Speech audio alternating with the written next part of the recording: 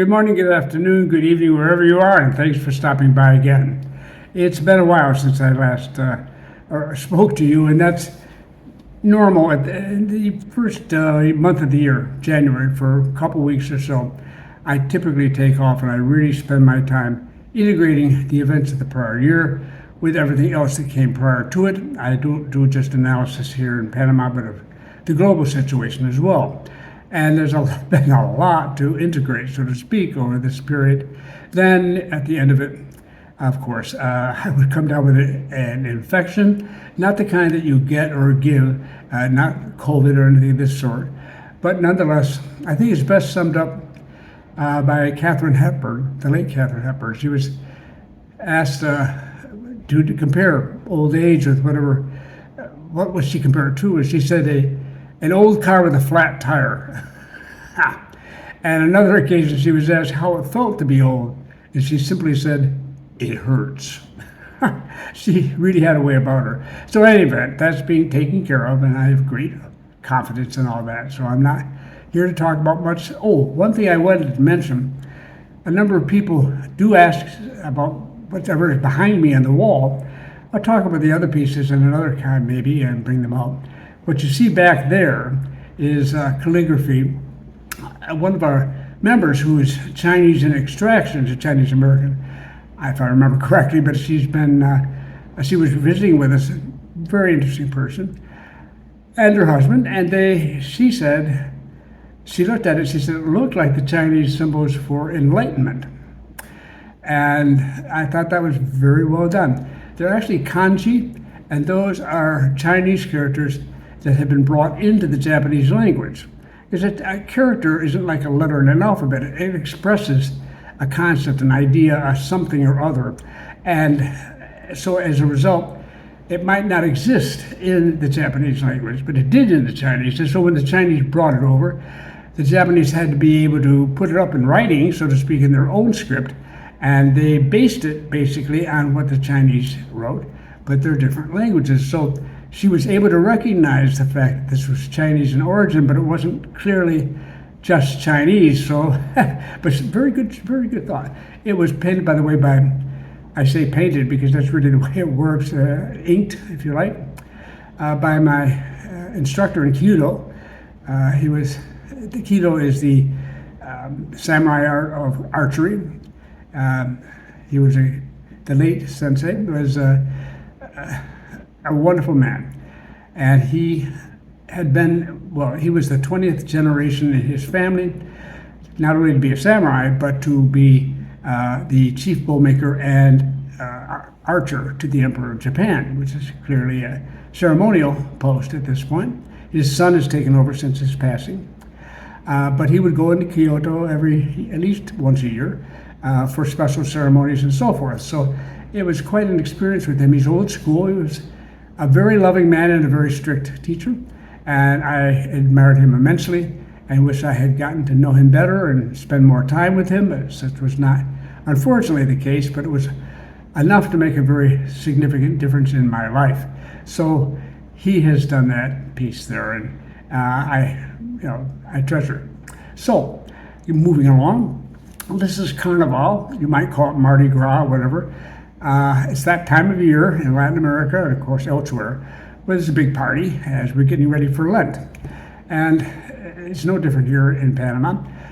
Most of the city seems to have emptied over the last 24 hours as they headed out to probably Grandma and Grandpa's house, maybe parents, but to the old family home somewhere out there in the provinces in the interior. It's not that far away, small countries. So families get together there at these homes very frequently, in this case very much so. And in some of the towns and villages, they have, a lot of them, they have some sort of ceremony of their own, their parade and floats. And I've seen in one small village the floats go by. I mean, they're simple floats, and they put a lot of effort into them. And they're really great fun indeed. Those I think are the best, all right? In the city, we have a major one with big floats and the whole thing, which is great fun. Maybe David Walking, one of the channels I recommend, he might be out there, I don't know, taking a look at that this week. But anyhow, the important thing is that it focuses them all in a different section of the town, down near the bay. For those of you who know, Avenida Balboa, Quinta Costera, places like this. And that's not where I am, so I don't find everything blocked traffic-wise, as you would if you were down in that part of town. I mean, you still get around, but you have to walk somewhere to where an Uber can pick you up. That's a good time, as had by all. I'd like to say too, or at least to add to our friends in the western part of the country, in the Boquete area, as most of us know, if you were here during the November period, they got hit the hardest when it came to the blocking of traffic all over the country, as people were demonstrating not so much against a copper mine as against a much more basic issue of corruption. It can be discussed at another time, but the point is that there was a great deal of support for it. Unfortunately, it hurt the most the people in the far west who couldn't get their perishable goods from the rural areas into the city. And well, it was not a pleasant thought at all. And it hits them harder than anybody else. And the indigenous people who live and work out there too. So it's just complicated. But in any event, they had their flower fair. Boquete is very famous for that. This just a short time ago. 90% hotel occupancy. They hired 1,000 people, roughly, who were employed to make this thing happen. It was a terrific success, and just all sorts of people showed up for it. And I'm so happy to say that. So it is it's an example of how we immediately, when everything was over in the end of November, and it was declared done, and the Supreme Court had said the mine's unconstitutional. There's no longer a reason to protest at this stage. It all stopped, and everybody went to work. And I mean, the whole country just went right back to it. They were ready. They had waited long enough. They'd gotten the point. They understood the demonstrators and we were predominantly young adults, and appreciated what they had to say. But it was enough, and they were ready to get back to work, and without any shouting and insulting or anything of the sort. That's how we roll here, and that's just the way it is. So that happened, and December was a very, very busy month. I don't know what the final GDP figure for the year will be. They'd said when we began 4 to 5%, and then the latest I heard is 6.7. So even with the canals problems, the mines, everything else, I'm not sure exactly what it would be. We won't know for a little while longer. That statistic is much more involved to put together. But we should be in the upper sixes, and that's going to be the highest in our area, again, and in the region, basically, except maybe Guyana because of its new oil fields. But anyhow, not too shabby, given what we have been through last year. Now, we have more to come. We still have, I think it's 193 international, multinational companies and institutions with their offices here, their regional offices, and also production, depending on what they do. And they're still here. They haven't moved. Nobody's moved an inch. What concerns and upsets a lot of people elsewhere is really pretty much a drop in the bucket compared to what goes on in most Latin American countries, or for that matter, if you're following them now in Europe, when there is a dispute. And ours is pretty mild. Nobody gets killed. The police don't go wild and shoot people and all this stuff. That November thing, they were very well disciplined. They controlled themselves well. It was done, and so did the demonstrators. We had a minority that some of whom were not clearly Panamanians, and it was not too bad, but nobody followed them.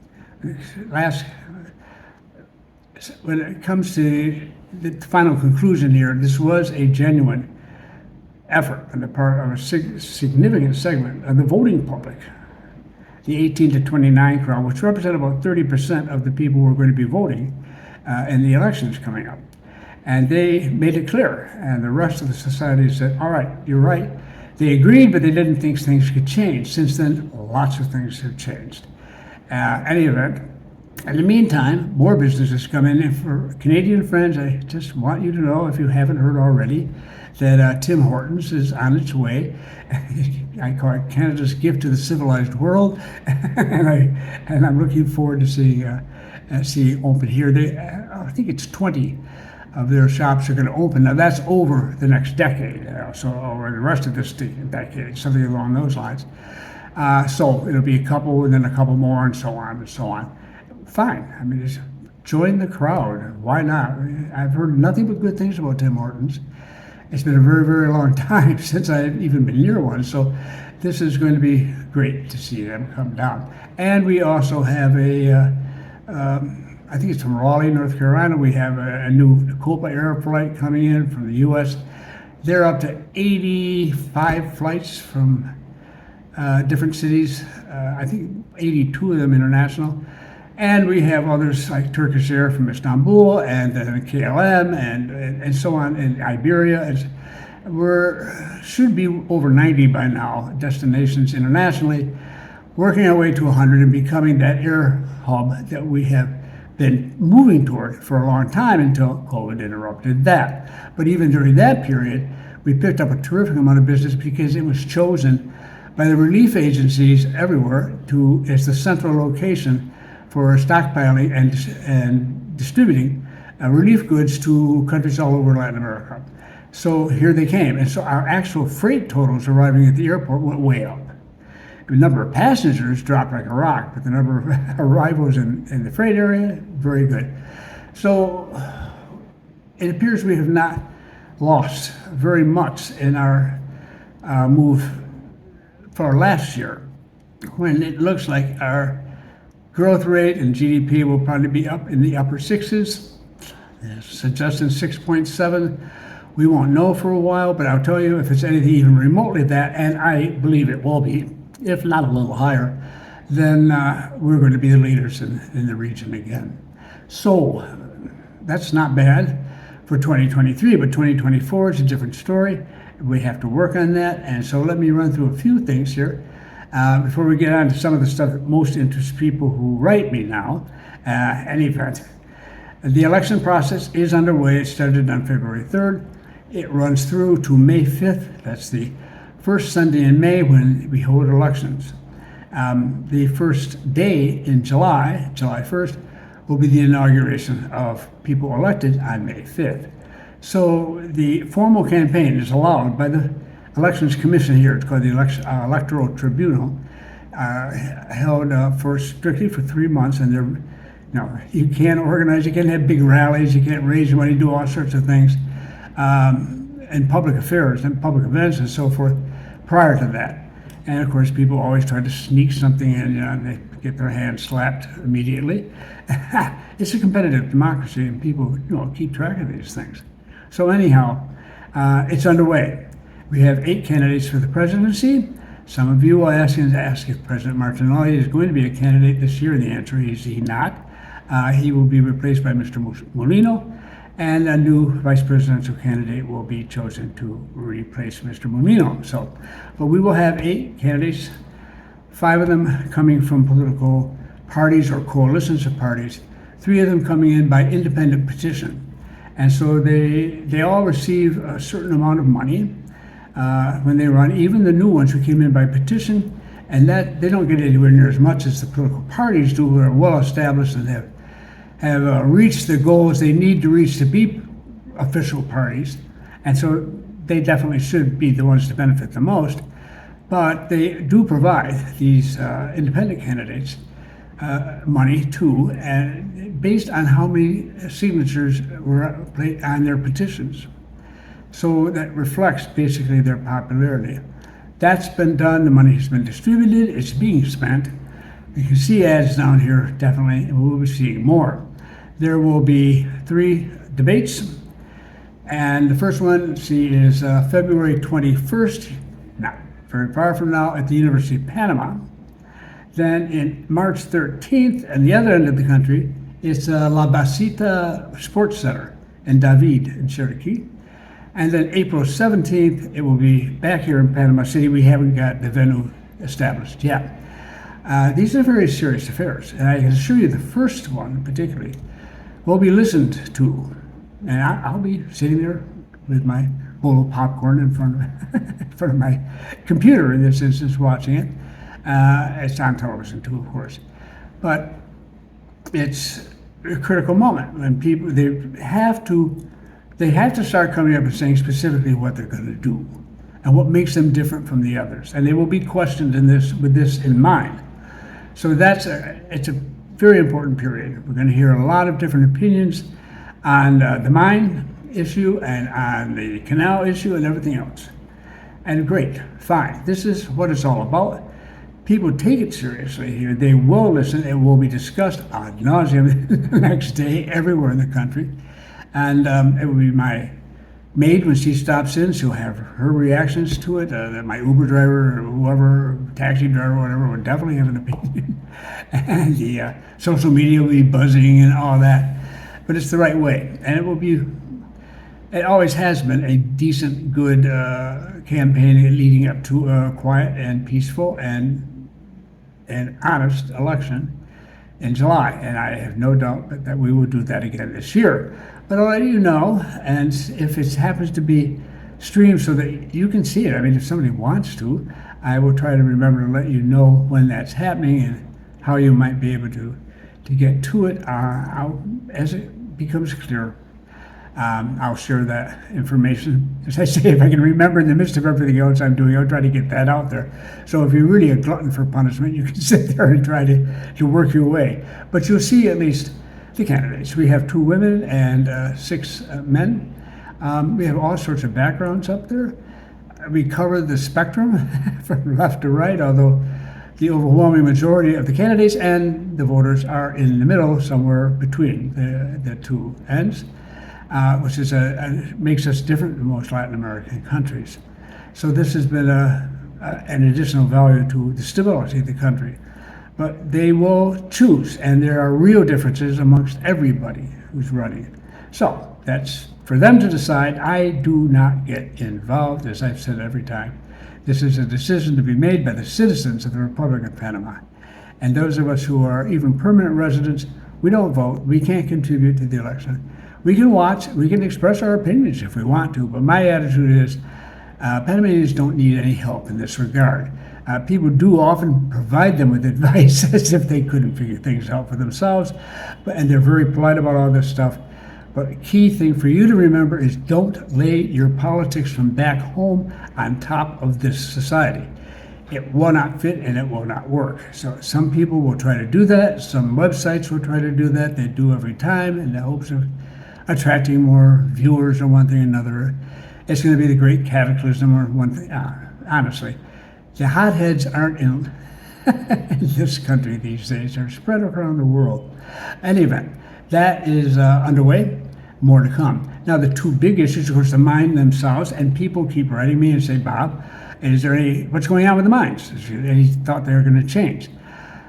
Guys, this is not our first rodeo, and this is a multi-billion-dollar concessionary contract, and it's involved with the trade agreement with Canada and so forth and what have you. Remember, this didn't just start last year. The original agreement was determined by, there were 2 agreements really, the free trade or the trade agreement between Canada and Panama, which is important when this big project came on because it set the framework. If there were any problems or difficulties, this is the process we follow. And then, of course, First Quantum signed its contract with this concessionary. They don't own this piece of land in this mine. They just had the concession to operate it for a period of time. I'll go into details another time. But the point is that they signed with the government. And do I need to tell you who was responsible for figuring out that there was a problem here, possibly, and which of the 3 parties? But whatever, that was done in 2013, and that was now 11 years ago. And so it's a whole different set of people. We will sit and people talk about it all the time. I mean, it's not. It is constantly being discussed. It is discussed in Franco, Nevada, as its feelings on the subject. Barrick, who's a gold miner, they've expressed some interest, and maybe buying First Quantum. I don't know what they intend to do with it, or Franklin Nevada for that matter, but which owns 10% of the stock. I mean, there's all sorts of stuff going on. And then, of course, there's private conversations, or at least among people, trying to figure out what can be done, if anything, and if not, to prepare for the arbitration and to do the best job of representing ourselves. We had been in arbitration once with a Spanish corporation on the expansion of the canal. They charged us for, I don't know, a couple $1 billion or so. They said that they were really owed, and the arbitration panel ruled against them. On almost every instance, it was a pain in the neck that had to be gone through, and we defended ourselves. So it's not our first arbitration either. So keep in mind that this country is a business country. It's been involved in this sort of activity on a large scale for a long time. And now that we've gotten over the shock that the young adults felt so strongly that they hit the streets to let us know that, to wake people up to the fact that this was the case, now everyone's adjusted. So I can just tell you this. A couple of things that are going on separately from that regarding this but not regarding it. As a result, we have been in a position to consider a semiconductor plant here, which initially was simply put them together, so to speak, prepare them for delivery, and then transport and deliver them as part of the supply chain. We don't have the internal skills here to actually produce the semiconductors, plus that's a very inexpensive sort of affair. But we can do everything else that's associated with getting them packed and sent to where they need to go. And this is huge, too. I mean, it's the U.S. government who's approached the country on this, and to say there's a great deal of interest on the part of the business community here and the young adults that are concerned the most is, to put it mildly, it's very intense. Big conference held on this. The video alone is like three plus hours. I figure I'll read the summary later. People coming down from the U.S., people from all around. Arizona State University, for example, has sent some people down to give advice and suggestions and ideas. Everyone wants to know what they need to do and how to go about doing it. And I think that's great. I think that's super. The potential here is a $400 to $600 million project that's to be funded and paid for through the work of the plant, funded initially by the U.S. government, but then to be paid back under its operation, as I understand it. All the details have yet to be worked out, and that has to wait while we get through our elections and we have a new administration, because we can't really justify signing anything, nor would the U.S. likely ask us to before the election was completed. But this is giving us the time to get organized for it. Meantime, the society here is adapting to the fact that they have to do a better job of communicating to young adults as what's going on. So I'm going to toss a photo up here. I'm sure I will find it. I've got it in my hard drive from one of the local papers.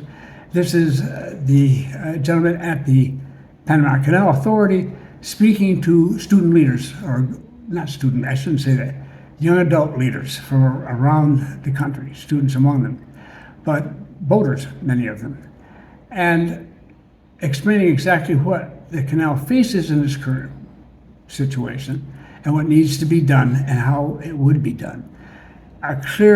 This has been done before. The Canal Authority is sensitive to public opinion, but this is now gaining a lot more attention, and it's a good thing, and I'm glad to see that. It's going to help a lot in getting past this recent problems that we've had.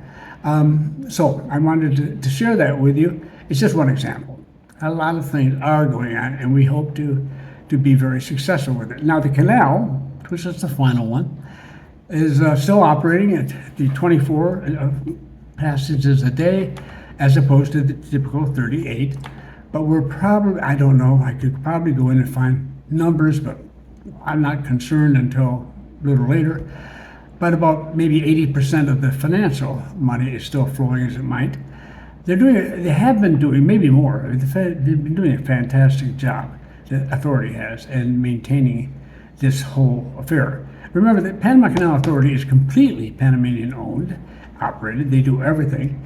Someone would ask me if they contracted out the administration of the canal.